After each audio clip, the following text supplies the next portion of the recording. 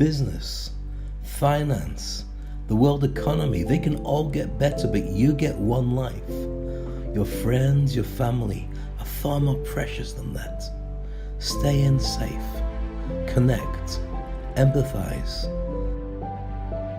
and think about the future. And someday soon, we'll all step out together.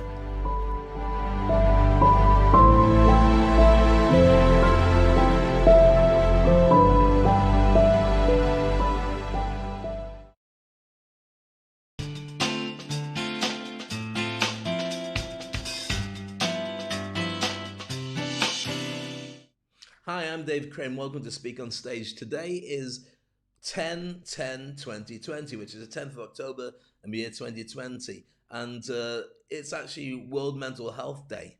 And I wanted to do a special show for you today, but then I realized when I looked at the week's episodes, 3 of this week's episodes were dedicated to mental health and how to deal with it and how you can contribute and help others. So it didn't make sense to do a brand new show because I've covered so much of what I wanted to say in those 3 shows. Instead, what I'm going to do is go through and show those shows again over the next 3 days.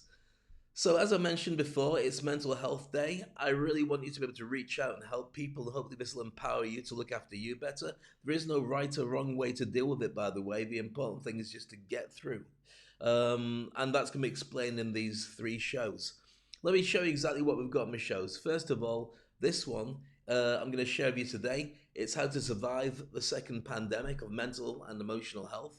And it's dedicated to all the many people who are dealing with all the challenges we've got around the world right now. Whether you're looking after your job and barely holding on, you've lost your job and wondering what to do next. Whether you've got children that are thinking what's just happened to the world and can't really put it into perspective, or you're feeling the same thing. Whether you're going through a loss because you've lost a loved person, or you've lost somebody who's the love of your life who just doesn't get on with you anymore because you've been in lockdown and you just really don't connect. Or you're just feeling it completely heavy and you're not sure where this is going to go. You treat it as temporary and you go day by day. But even so, day by day, during a pandemic, when you're not sure how things are going to lift and when they're going to lift, can be just as grueling as anything else. One thing I can promise you, that it will get better and we will come out the other side. 1,000,000% we will. It will just sort itself out. But we have to deal with this right now to make sure that we can get through it properly. Second episode is this one, and it's dealing with anybody, helping with anybody who's dealing with a loss of love and life. As I mentioned, a lot of people have not had a chance to say goodbye to a loved one. Many people haven't had a chance to reach out and connect with people that they really care about. Do that today. If you want to, those episodes are there, just whatever social media platform you're watching on. Scroll back through my profile and you'll see these episodes in the last 7 days, amongst other shows, and feel free to watch them. They are free. There are gifts in there are ideas, there's tips, there's techniques, there's all sorts of mindset reframes that you'll find very, very useful, especially if you're wondering how to reach out and do things. And then get straight onto Google and Google for help. There are a ton of free services all around the world and people are dedicated to helping you. You can always get onto me at thedavecrane.com and just connect with me however I can. I will help you. Okay, and the last episode is this one, and that was the one that I did yesterday, how life coaches will save the world in 2021, starting this year, 2020. And that's dedicated to 2 types of people, those who are life coaches wondering how to market themselves properly, and also for those people who are looking to do something and maybe don't have life coaching skills, but believe that they could contribute because they've been in management or they've been in some way, shape or form able to help others. And they're thinking, well, could I learn how to do this in a more effective way? Yeah, definitely. Watching this show will teach you all you need to know to be able to get out there, get qualified, get certified, and start making a difference. I can't tell you how important that is, because right now there's billions of people who are hurting, who really need help. And I know that the only way it's going to come, it's not from governments, it's not going to come from organizations, it's going to come from you. But only help people when you're ready. Once you're able to feel there's enough in you and you feel relatively safe enough to be able to talk about it and share that with people, then that's the best time to be able to do it. But it doesn't mean you have to be alone. You can reach out for people who are trained and dedicated to helping you right now, and they'll be able to get you to where you need to be. I also have this for you, and this is something that you'll be able to see more effectively when you see the episode on dealing with loss of love and life. This one here is an audio, an NLP and hypnosis audio that I recorded called The Chair. Imagine having to deal with the loss of somebody or somebody who's left you in your life. It doesn't have to be through coronavirus. It could have been somebody who you looked up to and really cared about, but you didn't get enough closure or you really missed them. Imagine going in your mind into a trance state, but you're able to go for a walk in your mind on a mountainside where there's mist. And as you're walking in the mist, you see a chair in the distance. And in the chair, there's a shape sitting on the chair. And as you get closer to the chair, you realize that that's that long lost person you've been desperate to connect with, you've been desperate to talk to. And you get a limited amount of time to have closure. Chat to them about anything, and they'll give you answers you've always wanted to know. It's a really effective session. And the beautiful thing is you can go back to it whenever you want. If you want to see what that session's like, then feel free to do that. You can go to SoundCloud where it's actually being based. And when you get to SoundCloud, it looks like this. Okay, so you go to SoundCloud, it'll say The Chair, Stay Safe, and Dave Crane. I've got some other audios there as well that you can have a look at. And just go there. It is completely free. I want this to be a gift to you where there's no barrier towards you feeling and getting better. And please share it. Use it on social media. Share it with your friends. Anybody you think you haven't been able to connect to who might want that extra bit of help, that little extra boost, or could benefit from just knowing that you're reaching out. Have a conversation and send them either the audio or put them onto the episodes, whichever seems like it's most dedicated to be able to help them. I'm here for you, and I really want you to be able to feel fantastic. And I promise you, this doesn't stay like this. It does get better. But as always, I'll be here for you with this show, Speak on Stage, and you can always contact me through thedavecrane.com.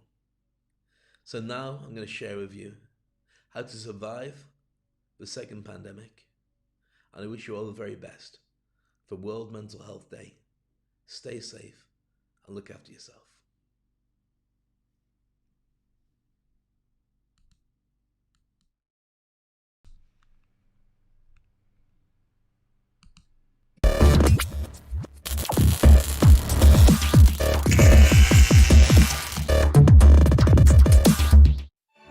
My name is Dave Crane. For many years, the biggest fear of most people was to stand up in front of a live audience, speak, communicate, and motivate, and get people to like your brand, your services, and your products. Most people got it wrong, but those who did get it right were seen as leaders. And then the lockdown happened, and now everyone's communicating through different platforms and webinars. And the problem is, if they didn't learn to communicate effectively before, they're even worse now. And they lose audiences who just switch off. And then we went digital, and the possibilities are endless. As a speaker, you can reach any amount of thousands of people, and you can share your message, you can motivate them, and you can change lives. As an event organizer, the possibilities are endless as to how big you can make an event. You don't have to worry about logistics, you don't have to worry about language. You can create something that people can watch in their own time and attend in real time at the same time. As a corporate decision maker and as the owner of a business, you can create your message, you can create a niche, you can get the people from your industry to work with you and make your tribe defined very simply just by putting it online. And what kind of events can you create? You can have a web TV show that dominates your industry and sends your message and your brand across the globe. You can invite in the very best of the industry as your special guests every single day. You can sell through Zoom calls and look after your team the same way. You can also have webinars that unite everybody and tell them about your latest product launches. You can also step into a digital world. Imagine that you could be a digital version of yourself, speaking at a virtual conference. Virtual conferences will change the game. Not only can you speak in a big auditorium where people from their laptops are all present in front of you, but you can also have spin-off rooms, meeting rooms. You can display the latest products. I can also have boardroom meetings at the same event. You could do them in real time, but also leave all the content available for people to comment on or review at a later date. And the cost is a fraction. You can go global from your laptop. These are the possibilities that are for you, whether you're a speaker, an event organizer, a small business, or a big decision maker. You need to think about the new version of you and how that will impact your brand and take your opportunities to a brand new level. The possibilities are endless now that we're completely digital. You can be online and offline, on stage and off stage, and your speaking ability will drive your message, drive your brand, and change the world. It's time for you to now learn to speak on stage.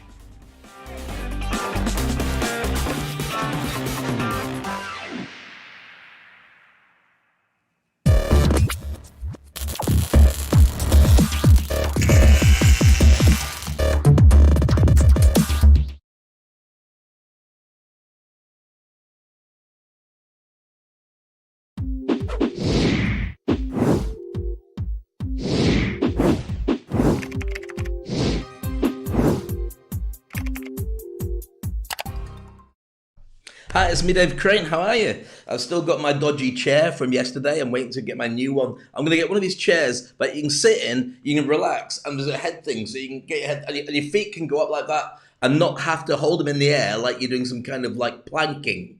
But that's actually got a thing under your feet. And I'm only doing it because of the fact I didn't expect to spend so much time in this room, at home, basically, doing stuff, because normally you go out and do lots of things, but of course, you don't do that now, but I travel around the world through Zoom and through the technology of the internet, which is kind of exciting. Hi, I'm Dave Crane. Nice to see you. If you just arrived, then welcome to Speak on Stage. My job is to train people to speak all around the world, to grow their branding, their marketing, position them as an industry expert, and I do it through this show, which is Speak on Stage. I share lots of different ideas with you all the time, teach you how to do keynotes, but also take you in a direction where if you're looking to communicate with people and be very effective and grow your brand and your relationship with your industry, then this is full of pointers to help you get there. Today's show is very specific as well. Today's shows how to survive the second pandemic. And I know you're looking at that going, what, the second pandemic? Of somebody stealing your inflatable ring so you can't get in a swimming pool? No. There's a reason why I've got that picture. In fact, you should have a cup of tea. Cheers, by the way. See my mug here? With Santa Claus on the front. I've been using this mug now for the last, since we went into lockdown, about 7, 8, maybe 9 months. And when I first started using it, people were going, oh, stupid mug. Hopefully they won't call me that. I hope they're saying that about the cup. But the thing is, with the mug, the exciting thing about it is really that it's closer to Christmas than you think. There's only a couple of months. So in fact, if anything, I'm well ahead of the time. This is what everyone should have in lockdown. And you should wear one on your head. You should have one for the show in the future. Get one ordered as we speak. So today, as I mentioned, this is what it's all about. It's all about how to survive the second pandemic. And you're saying to me, Dave, what do you mean the second pandemic? You mean the second wave? Well, we've been in lockdown, we got out again, so I think it's completely wrong. No, this is a completely different pandemic. This pandemic we're talking about is a knock-on effect of what's been around for a long, long time, but been ignored by everybody, but has been exasperated by being in lockdown. Let me explain. So for most people, going to lockdown is hard enough. It's essentially more difficult if you're on your own or you're with somebody who you hate. Many people got married and divorced as a direct result of being stuck in lockdown. If you have lots of challenges that are financial, physical, emotional. If you've got issues that have been biting you since childhood. These are things that turn into a second pandemic of mental health. And this is not to be sniffed at. You see, what used to happen in the old days, in the corporate world as much as everywhere else, is people would say, oh, there's something wrong with him. Yeah, he's in a bad mood, or he's grumpy, or he's depressed. Just leave him, he'll be all right, he'll come back again. Or let's go out for a pint, let's go out together, have a beer. You'll be okay, mate. Don't worry, we're okay. Meanwhile, you'd be really stressed and angry. And it needed people like, I've been a hypnotherapist, a practicing hypnotherapist for about 20 plus years. So I pretty much know about working on this subject. I've been working with people to stop them smoking, lose weight, deal with stress, childhood issues, fears, phobias, a ton of different things, weight loss, all this kind of stuff. So I've been involved in this, and I do it in a corporate environment as well. So go out to a room full of anything from 100 to maximum. I've had 4,000 people that I've put them into a hypnotic trance and got them to feel differently about themselves and visualize themselves differently and change, excuse me, oh dear, change their emotional relationship with things that have happened in the past. I'm also a stage hypnotist. So as a stage hypnotist, you can turn around and say, yeah, Dave, that's ridiculous. It's all fake. It's all made up. It's not. I promise you. I should show you a clip at some point and prove to you exactly how effective it is. But I don't want to get, this is not about the comedy stage hypnosis. This is very much about the fact that this is a real serious pandemic that's affecting a lot of people, and this is just the beginning, to be honest with you, of where this is going to go. Many people are feeling the pinch now, because we all expected this to be over in 2-3 weeks, maybe a month maximum. You stay indoors, and then it all gets cleared out, and those who had to be isolated were isolated. They're given a clean bill of health or whatever it would be. Nobody thought we were talking about maybe 2-3 years of this kind of experience. It's going to get better. Of course, it's going to get better, but for many people, it's going to get worse. And that's why I wanted to do today's show, to explain about the big challenges and to really bring it home, the fact that there is going to be a second pandemic. And what the point is by sharing it with you, then not only are you able to deal with it, but you're also able to talk to other people who are finding it more difficult to deal with, and hopefully be able to counsel them and be able to get them to have some challenges a lot less than they would do normally. This show goes out live, by the way, to LinkedIn.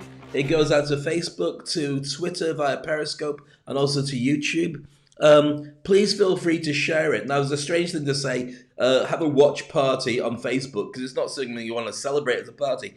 But it's called a watch party on Facebook, where you can just start one going, and all your friends get to see that we're broadcasting, and they're wondering what you're watching, and they come in and watch it as well. This is essential, by the way. Today's show is going to be very, very powerful, and it's really necessary for those who have a real challenge to deal with everything. And I want to make sure that we reach the maximum amount of people. And the problem with emotional challenges and emotional stress is it's invisible in most cases. Somebody looks a bit grumpy, somebody looks a bit challenged, somebody doesn't say anything for a while, goes quiet. Now, normally at work, you can check on them. You can get to the water cooler and say, oh, they've not said anything for a while. I hope they're okay. You can take them to one side and just say, oh, can I have a bit of chat? You're all right. How you feeling? But when people are isolated and they're at home, then not only is it impossible to be able to diagnose, because if you diagnose, you can't diagnose because there's no such thing. Diagnose, because when you've got a Zoom call and you've got say 10 people on it, if you've only got 10 people in your organization, some people are naturally quiet. So are they being naturally quiet because they're relaxed, naturally quiet because they're upset, naturally quiet because they're depressed, or naturally quiet because they've just muted themselves on their webcam? That's the challenge that you basically are going to have to find out. If you are a leader of people, and they're your people, but even so as a colleague, it's something you should really address and look at to help people to get them through it as well. It's a really difficult time to be had by all. So I really want to be able to stress that this session is about opening your eyes to it, and hopefully forewarned is forefixed, as they don't say, but I just kind of said there. So we've got a couple of videos to share with you. The first one I'm going to share with you is one that I put together a couple of months ago just to illustrate the challenges that I believe that people are going through. And then we'll look at the real mental health impact and ways that the experts are saying that you should be able to deal with it. So today's show is a bit more serious than the average show, but I think that ultimately this is going to cost a lot of money to everybody if they don't get to the heart of it.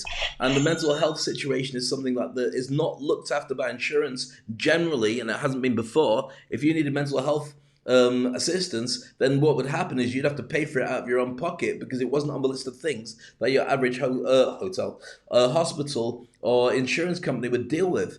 And it's going to have to be addressed because it can't be ignored, because literally it's going to be a pandemic and a lot of people are suffering from it even as we speak. So I want to share, first of all, a video that I put together all about the effects of mental and emotional health. Nobody said it would be easy. Being in lockdown for so long, watching the news, watching your business evaporate and people die, is the most challenging of all. Why me? Why now? Where do we go from here? But the world has changed. The opportunities are bigger. The digital world is now open. You can find a new way of doing things. All you have to do is dig deeper than you've ever done before and connect with those who are watching you and say, what can we do? The world doesn't end. It just changes. And these challenges are also incredible opportunities. You need to find your voice. You need to find your direction. You need to find your motivation. You need to help others who might have lost their way. Help them find themselves. My name is Dave Crane. I help people to get on stage. I'll never stop fighting to help you to get on yours.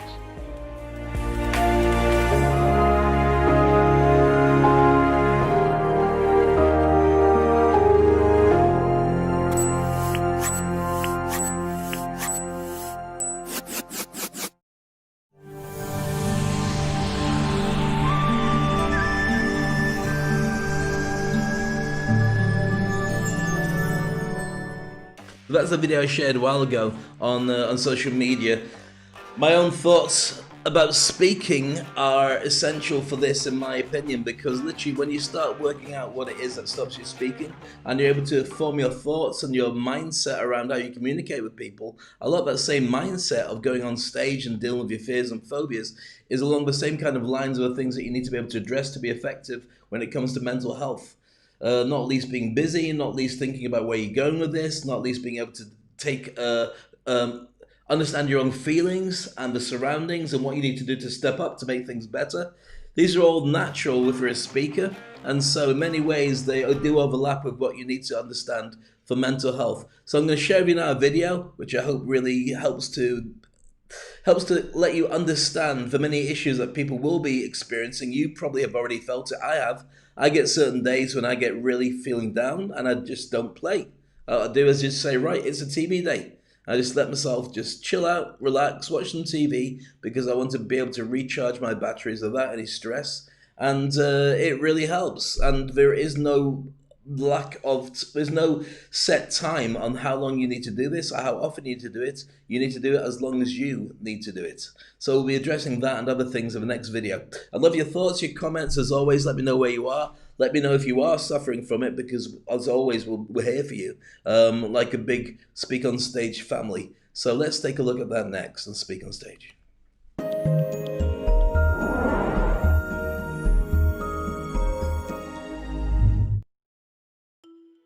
While countries around the world continue to mobilize to contain the spread of COVID-19, mental health experts say we can't lose sight of an equally alarming issue: the long-term mental health impact the pandemic is going to leave on society.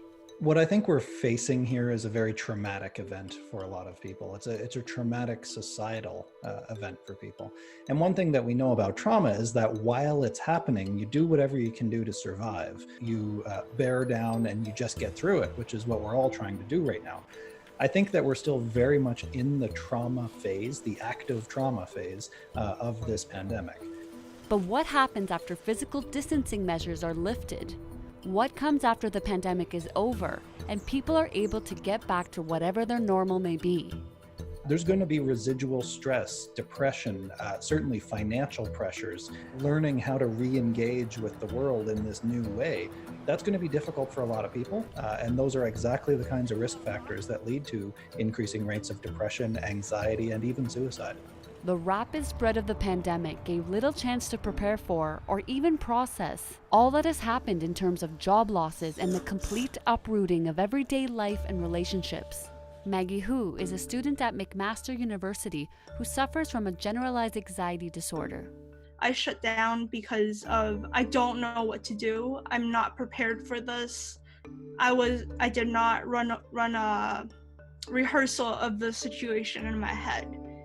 It's exhausting to not worry because it is practically impossible for me to not worry. Hennick says for those already suffering from anxiety and depression, the pandemic could be exacerbating their symptoms. He is also concerned for those who have never suffered from any mental health issues in the past and are now facing a life disruption without fully digesting the long-term impact this may have on them. a large body of scientific studies show that there is a close relationship between indicators such as unemployment, mental health, and suicide.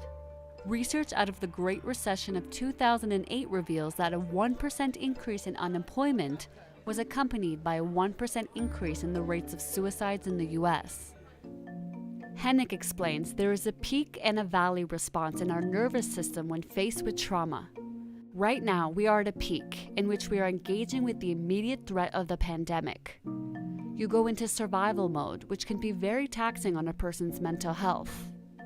And in fact, it doesn't actually let you think through or process what's happening to you. Its only interest is in keeping you alive and keeping you safe.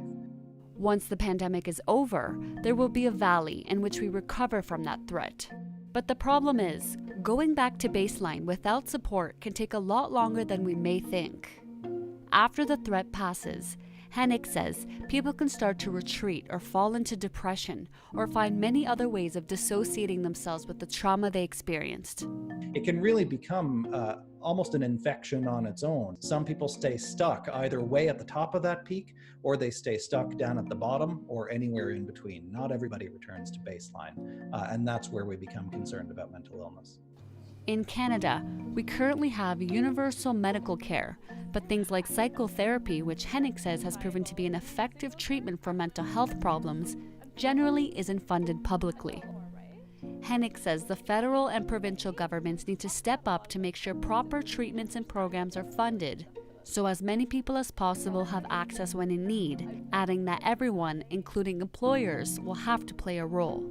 I think it's important for employers in particular to realize when we start to loosen some of the restrictions that we're currently facing, that this needs to happen slowly, that we can't go back to the way the world was overnight. As for Maggie, she says she already knows she won't be able to go from 0 to 100 right away. I hope that with the virus slowly dying down, my social supports like psychiatrist, counselor, therapist, I'll get those supports back slowly and help me with my current fears and uncertainties. Thanks for watching. To stay up to date on the latest breaking national and international news, be sure to subscribe to our channel, where we also dig into big issues around the world in our weekly series, Global News Explains.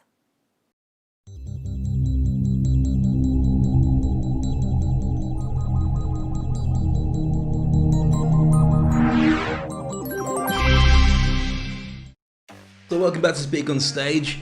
I'm Dave Crane, and we're sharing here the thoughts about the second pandemic of mental health and mental illness. And also the stigma related to it. It's one of those things if you turn around and say, you know what, I'm very depressed, or I feel anxious, or I feel lonely, or I've got challenges that really hurt. Many people don't know how to deal with it because they've never dealt with it properly themselves. So they either just run away from you, or they blame you, or they do lots of things like saying, come on, you'll be okay. Like that's going to help. Big problem for men, especially because at least with women, we're used to talking and sharing each other's emotional concerns about life and fears and shopping, whatever. It's an ability that lights up different parts of the brain when they're chatting. For guys, it's a stiff upper lip. It really is a case that, don't be a wuss. Don't be a whatever. You got to keep it in. If you're a real man, don't go on about stuff like that. Come on, snap out of it. And that's what leads to all sorts of challenges. And that's something that we're going to look at now, because I want to share with you a diagram that I use for hypnosis and hypnotherapy so you can see exactly how the mind works. So if I stretch this out a little bit, you can see here that this iceberg shape is like your mind. Okay, so we've got the surface where you've got the wavy line. That is the water. That's literally the bit that you would see in an iceberg. Above it is the conscious mind, which has willpower, short-term memory, critical abilities, and your logical decision-making in it. So willpower is your ability to say, I will fix this. I'm going to be okay. Short-term memory is the thinking about what you're doing right now, but then you don't need to think about this when you're doing something else. And critical ability is your ability to turn around and say, right, I like this and I don't like that, or something. Logical decision-making, again, that makes perfect sense, because logical decision-making is saying, well, if that happens, then this happens, then that happens. And it's also part of your emotional intelligence, which is a large part of what we're talking about here. So then let's extend it a little bit more to see what's below the surface. So that's above the surface, that's your conscious mind. That's the only bit that you naturally control. Then below the surface We've got your habits, your beliefs, your long-term memory, your values, your emotions, your senses, your imagination, and your protective factor. Let me explain a little bit more about what they mean. So first of all, let's start with your habits, things that you do on a regular basis. You don't think about them. They're subconscious, below your surface. Don't bite your nails. I didn't bite my nails. Oh yeah, gosh, I've been biting my nails. See, you didn't think about it. It's below the surface as an action. Your belief system, the belief that things are going to work out terribly and it's going to be all terrible, or the belief that things will work out well in the end. You don't think about them. They're just there. They're from childhood and from experience and culture, and maybe from your religious or political background. They drive the way that you think about it. And then you've got your long-term memory. Everything you've ever done in your life is stored away in that long-term memory. Let's have a look at the diagram so I can show you a little bit more. Your values is the things that you believe. If you find a wallet, your values might say hand it into the police because that's the right thing to do. Your values might say no, finders keepers, losers weepers. I'll pick it up, I'll keep it because my value says if it's in front of me, it's somebody up there decided it's time for me to get some extra money to spend on making myself happy. That's values. Let's look again at the emotions. Everything that happens below the surface is your emotions. You can't normally control them. Other people control them for you unless you know how to do that and choose the ones that you want.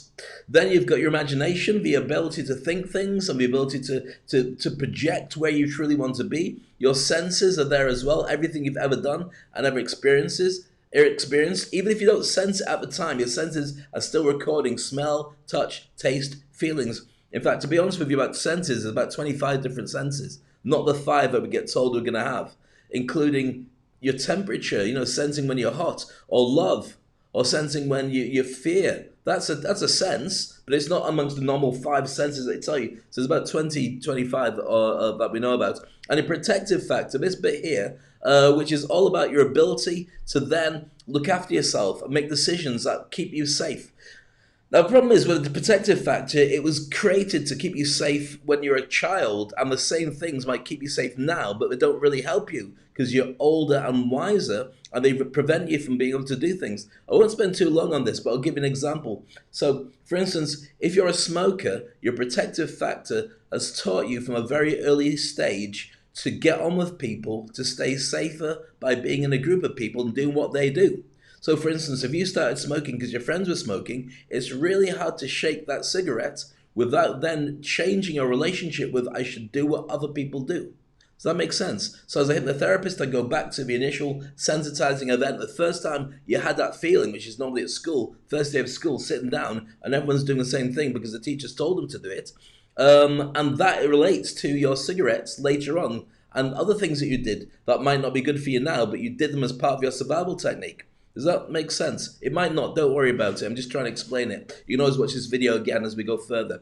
Then that's all part of your subconscious mind. Then you'll notice the green bit here, beauty sleep, unconscious mind. That's to do with your ability to just basically recharge when you're sleeping. The amount you blink, the amount your skin temperature is, and your skin sheds, and your bones grow back and all that stuff, that's not driven by you. You don't think about it. It's your unconscious mind that's constantly working with this. Now, many people have a different business model of this when they're doing hypnotherapy or NLP, neuro-linguistic programming, or many other things. Sometimes they link together the unconscious mind and subconscious as the same thing. For me, I separate them. That's just the way I was taught. And the last part is this, the blue bit, the superconscious mind, which is your link to all things. That is apparently what happens with quantum physics and when you pray and you relate to lots of different things. I'm not going to spend too long with this because I think it's important to illustrate what it is that we're talking about, but not to dwell on it in today's session, just to give you a highlight of what it's all about. With that, I want to share with you then the success business model,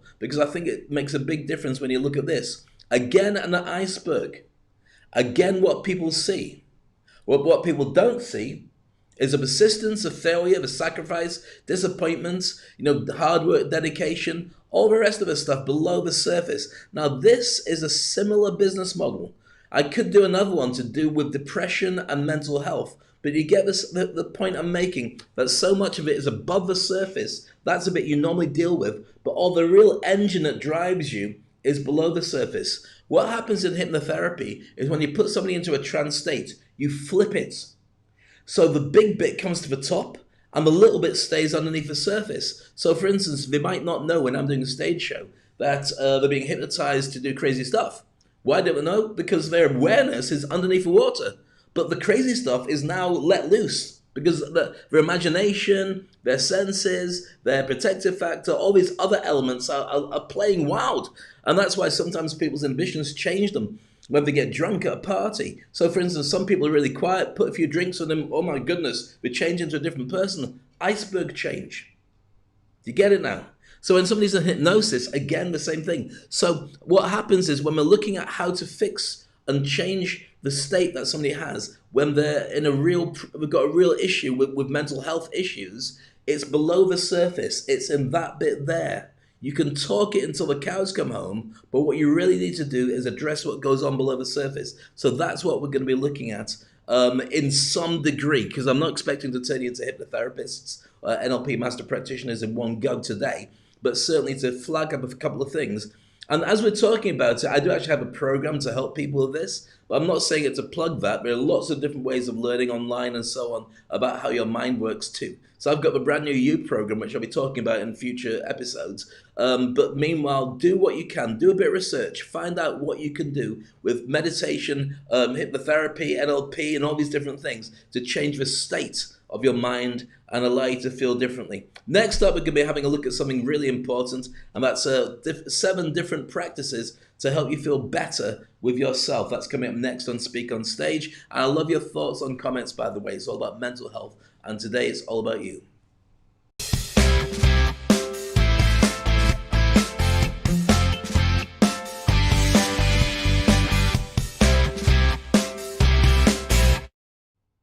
So welcome back. I want to share with you a couple of different ideas now, all about self-compassion practices if you're in lockdown, especially if you're alone in lockdown. That'll really help you to start thinking differently about yourself and hopefully feel better. Okay, I'm going to go through these quite rapidly because of the simple fact we've got a lot to get through today. But hopefully if you make notes of them or you return to the video as we go, then you'll find some things that will really help you. So if you don't normally have a pen and paper, then just take a screenshot as you watch this, and you can refer back to it as you go. All right, number 1, give yourself a gentle pass when it comes to overall productivity. That means some days you're not going to be doing well. Some days are tough. Some days the stuff that you're going to do is going to be less in comparison to what you're doing when you're in a really good mood. That's fine. Nobody said you have to be Superman or Superwoman, so some days just let yourself chill out, do what you need to do, and if people don't like it, they can kiss your Right, number 2, flip your mindset to the cold side of the pillow. Well, what does that mean? Well, sometimes you just don't want it to be hot all the time. Sometimes you just want to go, you know what, I'm going to relax, I'm going to have something a little bit different for myself, and I'm just going to take some time for me. There's nothing wrong with that. Do it long term, do it short term, do whatever it takes to make you feel better. Number 3, honor your emotions. When you feel terrible, don't hide it. When you feel good, celebrate it. Celebrate when you feel terrible as well. Why? Because it's your subconscious mind trying to help you. It's letting your conscious mind know there's a problem. Let's return to the iceberg diagram. So let's have a look at it here. So all the emotions and feelings are below the surface. Remember I was talking about that earlier in the brown? Well, if you look at the conscious mind, the red stuff above the surface, this is your senses, your emotions, your imagination, your habits, your beliefs. All these things are letting the conscious mind know that there is a problem there. Don't fight it, don't get rid of it, just acknowledge it, because once you acknowledge it, then you can deal with it. I feel terrible today, I feel really sad. Okay, let me feel sad. What's sad mean? It means I feel depressed, it means I feel empty, it means I've got no energy, it means I look at everything with a negative point of view. How long is it going to last? Well, it's going to last as long as it does last, but maybe I can change it once I've acknowledged it for a while. So you feel it for a while, then you say, right, what can I do to cheer myself up? Maybe I'll have something to eat. Maybe get some ice cream or something like that. Maybe I'll have a drink. Maybe what I'll decide to do is I'll play some music that changes my emotional state. But you do it when you're ready to do it. Don't force yourself out of it. I do it all the time, force myself out of whatever state. When I go on stage, I'm not going on stages right now. So I enjoy having good and bad. Remember, in order to feel happy, you have to have this experience. You have to have the lows and the highs to be able to experience what high is, what happy is. You can't have happy if everything's high, because you won't know it's happy anymore. You've got to feel that and that together to be able to understand what's happening. Does that make sense? And also, you don't want to block it, because literally then your body will stop telling you. And it's got to go somewhere. And these become cancerous cells. These become really difficulties for you. They become irritable bowel syndrome and lots of other complications, because you're not letting it go here. You're not letting it vent it. So all that nastiness, and there is nastiness, chemicals get sent down to your bowels. And they stay there. And they're toxic, and they're not very good. So you can get rid of it just by breathing techniques. In fact, we'll probably be doing some stuff in the future with Art of Living, and I'll share with you just how amazing that organization is, and how that can really help you too. All right, number 4, when you're feeling helpless, help someone else. It's like teaching. One of the best ways to learn is to teach. Because then you are able to crystallize exactly what it is that you're learning, because you find different things around it. So if you're feeling bad, you can help other people and learn as you go. And it does snap you out a bit at the same time. And nice to know that Steve's calling me at the same time. That's good to see as well. Also, number 5, find yourself moments for self-care whenever you can. Spend quality time for you whenever you can. You might be in lockdown, you might be out of it, but it's very important for you to find some time when you can be you. Number 6, put your critical voice on mute.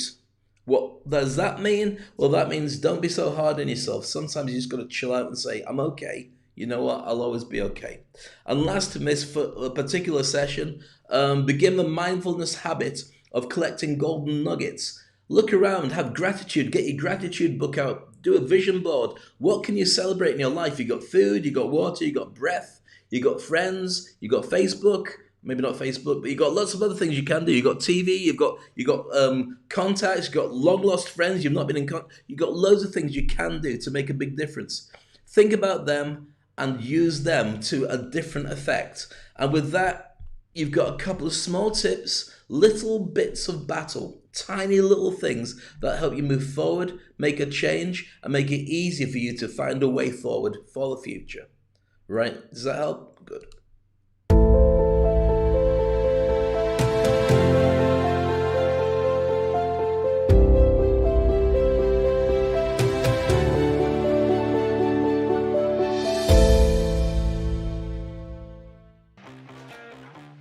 So there we go. There's a couple of things there which I hope were of use to you, about feeling how you get over the challenges of being in lockdown, or even when you come out of it, the challenges of dealing with it.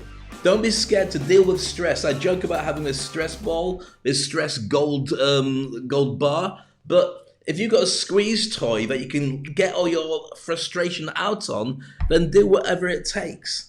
Really do whatever it takes. As long as it's not hurting anybody else or hurting yourself, then it's literally taking one day at a time every single day. It's like running a marathon. You don't have to run a marathon. You just have to put one foot in front of the other and repeat until you get to the end of the race. And so we will come out of this. It will get better. And it's just really a case of how we best cope with it, and how you're able to do so. So let's have a look at a couple of things. I'm going to show you now what I suggest is the best way to move forward, being able to survive the second pandemic. And if it hasn't come to you yet and you're not aware of it, then at least you're being forewarned, so you find it easier to deal with it when it comes. So why have I got the analogy of somebody in a swimming pool? Let me explain. It feels like we're all in a swimming pool together. Imagine you're thrown into a swimming pool. Some people swim effortlessly. Some people find a ring they can sit in that makes it nice and easy to deal with. Some people have to hold on to others. Some people go down and they don't make it, but you've got to pull them back up again and get them to the side and help them breathe. Some people just do breaths and lengths of the pool without any effort at all. Some people look for different ways of just treading water. Get the idea. Everyone's going to find their own way of doing it. That's why the analogy of a swimming pool, which I've used for many years, about life generally fits in for me. And I think in this case it makes a lot of sense as well. Okay, so let's look at this whole list of what you're going to do, in my opinion, as a hypnotherapist and life coach for many years, to be able to deal with the second pandemic. So let's start off with the very first thing, in my opinion. Get through any way that you can. I mean it, any way that you can. Doing whatever you have to with whoever you can. You might have family, you might have friends, you might have strangers, you might get onto the Samaritans, depending on which country you're in, or people who deal with health and mental health. It's about getting yourself through the night and through the day and repeat. It's really about that. Honestly, I mean, I could put it lots of different ways, but that's the bottom line. Focus on the future. Where are you going to be? What's going to happen? What do you want? And then enjoy the journey of getting there every single day. Every day is an adventure. Imagine you're actually in some kind of reality TV show. And so every day it's like the Truman Show. You wake up, hello, good to see you. Where are you around the world? Nice to see you. Blah, blah, blah. I mean, me doing this show is almost therapy for me. And that sounds really weird, but it is. It really helps me to focus, really helps me to get my head around what I need to be doing. And it also helps me get it out of my system. I find that being creative makes me feel better. And you probably have a hobby or something that you can use which helps you. Exercise is brilliant for that, by the way, and routine. And then sometimes breaking the routine really helps you too. All right, so focusing on the future, learning to alter your state and choose your state. So hypnosis, meditation, yoga, NLP, anything that I mentioned earlier with this diagram allows you to turn the iceberg upside down. And that's what altered states allow you to do. Listen to music works for that as well. You know, music in the background, music whenever you want. I mean, don't be scared to create a soundtrack of your life, even if you just throw yourself into Spotify and start wading through all the tracks that you haven't heard for a while, but bring back better memories of times from the past that made you happy. That's all good as well. There's nothing wrong with anything that gets you moving forward as long as it works for you. And if other people don't like it, then that's fine as well, because this is about getting you across the finishing line. You can't help others if you're not helping yourself.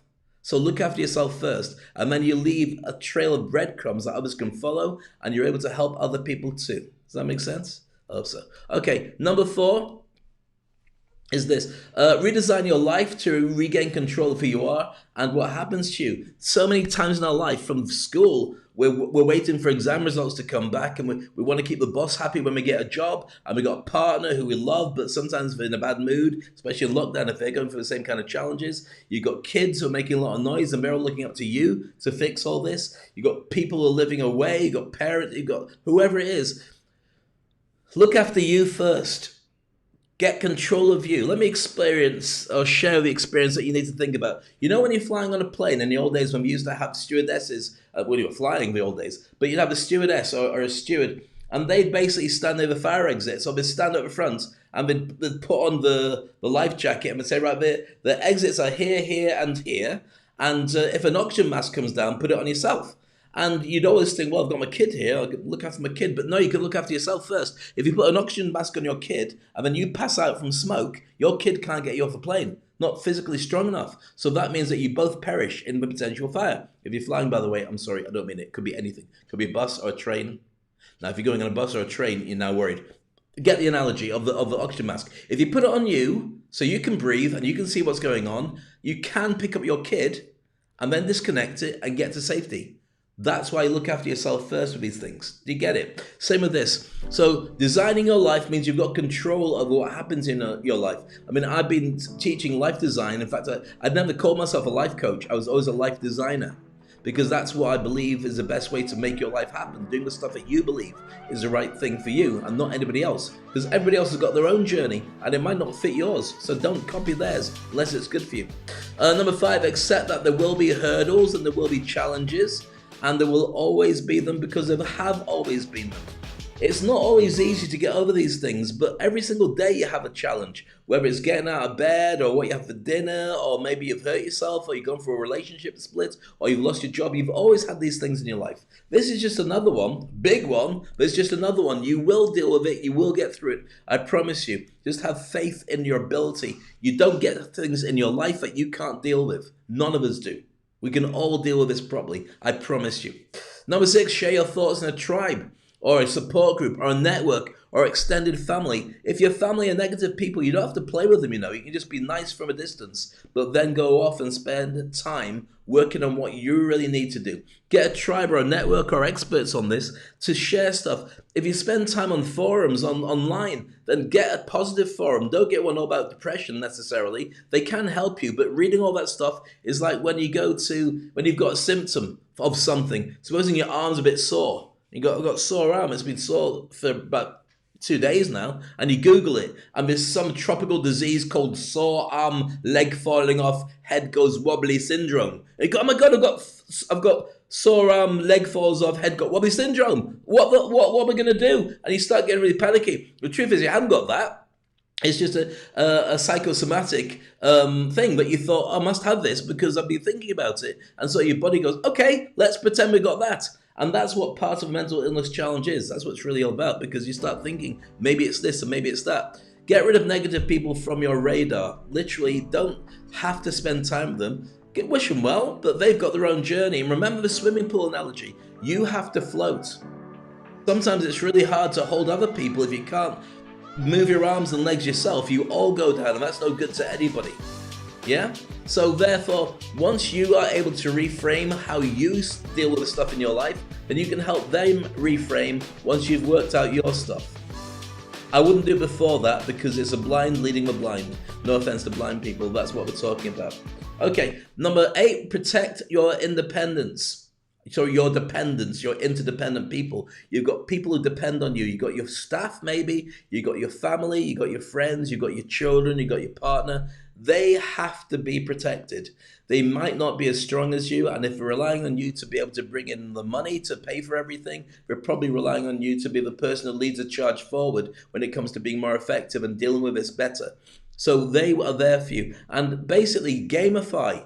Think about it as a game. For your kids, break it down to a game. Right, by the end of the day, you've got to do this, this, and this. I'll give you special points or pocket money or something, or we'll go to Amazon if you do it right, and I'll treat you. If you feel depressed, then you're going to tell me, you ring a bell, doesn't matter. Whatever you do, create a game around it, and then it becomes focus on the game, not focus on the problem. Do you get that? And if you're doing it on your own, laugh at things more. Promise you, laughing makes it a lot easier. It doesn't stop the issue being there, but you don't focus on that. You focus on the laugh. And the endorphins you get that kick in make you feel so much better than ones that just make you feel like you feel down all the time. Number 9, throw out social norms. Forget what people say. Forget what it is. People say, oh, come on, cheer up. No, you cheer up. I'm going to do my own thing. I'm going to make it work my own way. And there's nothing wrong with that. What we deal with as a social norm works perfectly well. And if you're called Norm, I apologize for having a go at you. It's not you. You're a nice guy. Norman or Norman or Norma or Norma. If that's your real name, then I apologize for saying that name, I guess, and making fun of it. But the point is, what worked in a normal world is not going to necessarily work now. It might work still, but do whatever it takes to make it easier for you, because that's more important than anything else. All right, number 10 is this one.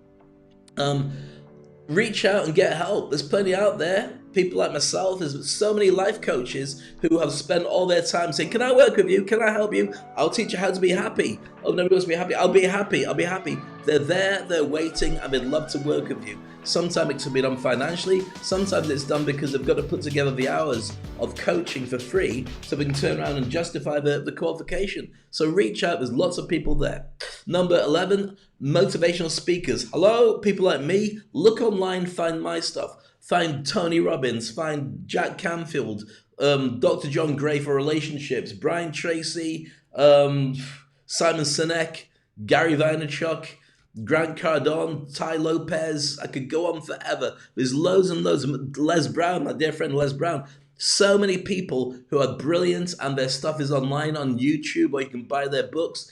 Let them be your music. Use music as well, but immerse yourself in motivation. We've been doing this for a living. Our job is to go into companies that are having challenges and make them feel better afterwards and make them feel productive. And most of our stuff is online as part of our marketing. Go find it. Seriously, make playlists every day. Schedule it. Motivational session as you have your cornflakes in the morning. Take a break after that. Motivational session until you don't feel that you need them. But maybe create a folder for the very best of it. YouTube is cataloged for that. And let other names that come up give you a chance to deep dive into who they are and what they do. There's so many speakers out there, especially speakers who aren't working at the moment, who would really love to have a connection. Get on some, reach out. Say, you know what? I listened to your video. I watched your video. I love the things you were saying. I just want to say thank you very much. And before you know it, you've got a relationship that's booming with that person. And in most cases, motivational speakers are like that because that's what we do. We motivate people. That's why I do speak on stage and do a motivational show every day to help. Okay, number 12, use gratitude to kickstart positive thinking. I've already talked about the power of gratitude. Having a gratitude book like this one here. There you go with gratitude on the front. Can you see it there? Gratitude. It might be in reverse, okay? But it still says gratitude, whichever way you look at it. If you're a reverse person, you're going gratitude. Okay, so do that because when you give thanks for the world, then you feel more positive about what you've got in it, and that changes your mood. You know what I mean? It recharges the way that you think about everything and makes you feel much better. All right, number 13 is this one. Distract yourself and take a time out when you need to. Just distract yourself. You know, if you're feeling down, put some telly on. Watch something that engrosses you. Don't watch weepy movies when you're feeling terrible, for goodness sake. Don't watch tragedies. Don't watch disasters. You know, I feel really bad. I feel depressed. I'm going to watch Titanic. No. 3 hours of, oh my goodness, unless they make you feel happy. Do you know which people have been dealing with a pandemic better than anybody? This will surprise you. Who's able to deal with the challenges of the pandemic and the fears and the horrors and all the rest of it? I gave you a clue. I'll tell you who's been able to deal with it. Horror fans. People love watching horror movies. Why? Because they have an ability to get into this, get their head around it, maybe even prepare. If this happened to me, what would I do? And so when it actually happens in real life, as we're all being locked in, like an alien invasion or a zombie attack. Oh, Walking Dead's on soon. That cheers me up. I know, weird. But they're able to deal with it better than almost anybody else. Who could have imagined? They were right in the end. All right, and number 13, distract yourself and take a time out when needed. And number 14 is this one. Get a pet or a pet project. What do you mean by a pet or a pet project? Well, I'll tell you what I mean by a pet or a pet project. Very simply, I've got 2 dogs and they don't know about the pandemic. What they do know is they are locked in a little bit. We go for a walk in the morning, sometimes a walk in an evening. But other than that, we're just there to give you love and care. Could be the same for a goldfish, even though you wouldn't take it for a walk because it just drag. I mean, it can never keep up. I remember just flop, then no flop. Cats, again, cats come over and give you love. Any gerbil, maybe not so much love, more like little M&M poops all over the carpet. Doesn't matter. Pets really help. They really help. And dogs and cats especially. That's why they're so popular. A snake even. Not if you're a mouse. But basically, pets help because they distract and they only know about love. But make sure it's a pet that gives you love. If it's a little cat and you go, oh, stroke, then that's not giving you love. A dog, that's me snarling. It's not really a dog. So choose a pet that really helps you. And there's lots of pets right now that you could have in your home that could really help you. And last, walk the marathon. What do I mean by that? Well, very simply, remember I mentioned it earlier. You don't have to run a marathon. You could walk a marathon, put one foot in front of the other and repeat. And that is the key to being able to deal with this. We are going to come out the other side. We are going to feel better. We are going to be more centered and better human beings for the future because we've been through this, the worst challenge that almost anybody's had. But we have to get there. That's the key. Just be aware that we have to get there and take your time and do whatever it takes to finally get there. Right, I'm going to leave this up for a few moments. If you want to just take a copy of it, a screenshot, I'll leave my face in, unfortunately, but that's just the way it works. And then you can go through this. Feel free to share it to other people. And as always with Speak on Stage, feel free to share with other people this episode more than many, because I really think that the pandemic is something that's not really being addressed. And most people don't know how to deal with it unless they are a mental and emotional health professional. This is Speak on Stage.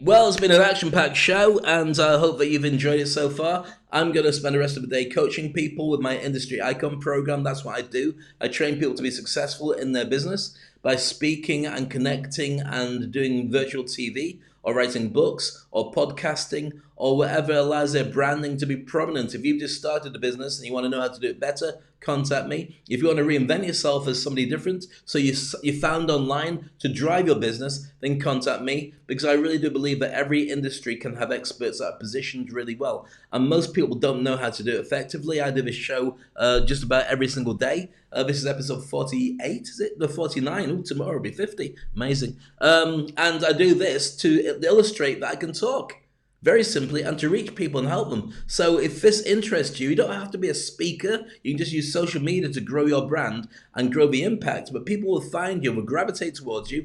If you're financially crazily minted and you don't care about the fact that you don't need the money, that's fine. You can just do it to elevate yourself and so you can share nuggets of wisdom with everybody. But if you want to drive your business and be more effective with your marketing, grow your personal brand, and also react to the fact that you connect to people easier and they can find you more easily, and they will also spread the word and position you really well, then doing the Industry Icon program is really useful for you. So what do you do? Well, very simply, all you need to do is go to speakonstage.com, which is my website, speakonstage.com. Go there, have a look at the different modules that are available to train you to be a very good speaker. We've got a special deal on at the moment. And then just go to the Industry Icon section, click on it, and book a Calendly meeting with me for 10-15 minutes. I've got room for a few more people, but not many. I've got to be honest. I've got some huge projects, international projects I'm working on. So if you really want to do it and you've been watching the show, you're thinking, I'd like to see what Dave can say, what he can do to help, then book a short meeting and let's see if I can help you. I'm not helping people get jobs. That's a different thing, and I'm not an expert on that. My way of dealing with a challenge of looking for a job and going to job interviews is never going for another job interview. I don't do job interviews. I don't want to work for anybody else. I don't want a job. I do what I do. I get paid very handsomely. I work with amazing people all around the world. And I would urge you, if you're at a crossroads in your life, at least to start a side job, a side hustle, to experience what I go through. But more than anything, if you start your own business, yeah, it's tough. There's no guarantee. There's no safety net. There's no guarantee the money's going to come in or people are going to gravitate towards you. But with the techniques that I share every single day, and also the things that I know from experience of being in this particular space, and entrepreneurs will say yes, as I'm saying this, they get it as well. I've been in this space now for most of my life, I would say, since graduating or going to university, at least 35, 40 years. I haven't worked for anybody else apart from on and off. Last 30 years for definite, I stopped working for anybody else. And it means that you're in control of everything. And you have a discomfort zone. That means you don't get thrown out of your comfort zone because you're never comfortable. And guess what? That makes you feel comfortable. I know I have to go out and hunt every day. I know I have to make new relationships with clients. I know it can be tough. And I know that I have to manage my moods and my sensibilities. I have to be careful of my P's, my Q's, and how I relate to people. But I've always been like that. So this isn't a big challenge for me. And I realize it may be for you. So maybe it's time for you to think about something completely different and reinvent yourself as an entrepreneur, at least in part of what you do. And that way you got that safety net. If in case something happens to your job, then you are already halfway out the door or creating a new lifeboat for you. So you could use that to escape to safety and freedom and success, because things will get better. So I hope that's been of use to you. I mean, the Industry Icon program is not by accident. It's really there to get you to be more successful at doing what you do. And that's what I do. I love your thoughts and comments. Keep them coming, by the way. This is Speak on Stage.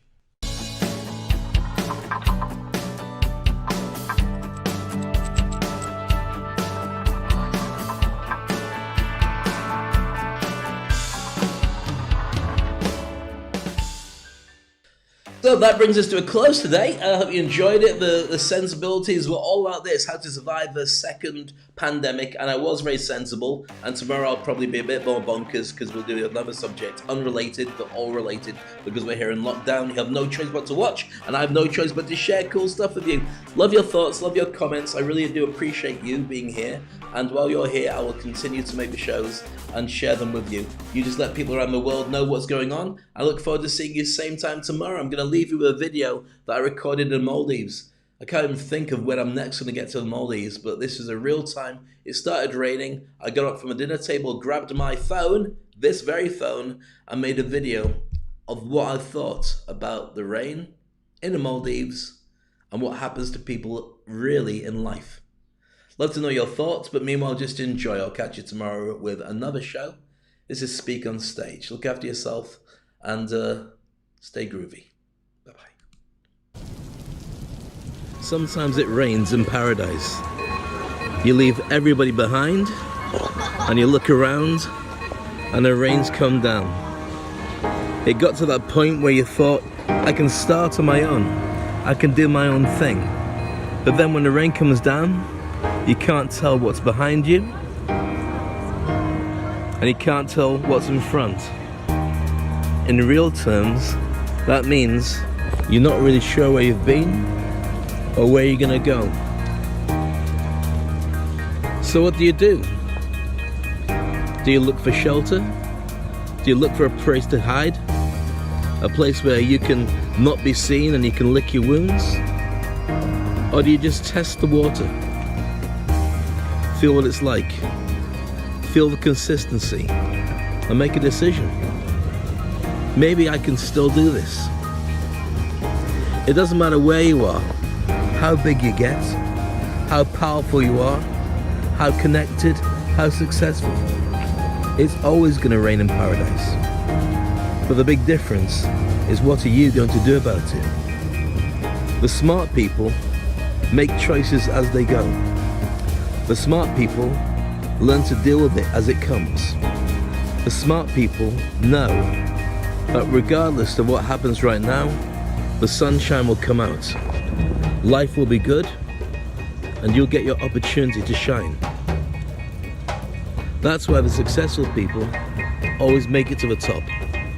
When everybody else runs for cover, they get out their umbrella, they take stock of how tough the weather's going to be, and they keep moving on. Life is too short. You have the ability to stay outside in the rain. If you didn't, your skin wouldn't be waterproof. Bear that in mind, because you can enjoy an amazing experience of living life in the rain in paradise.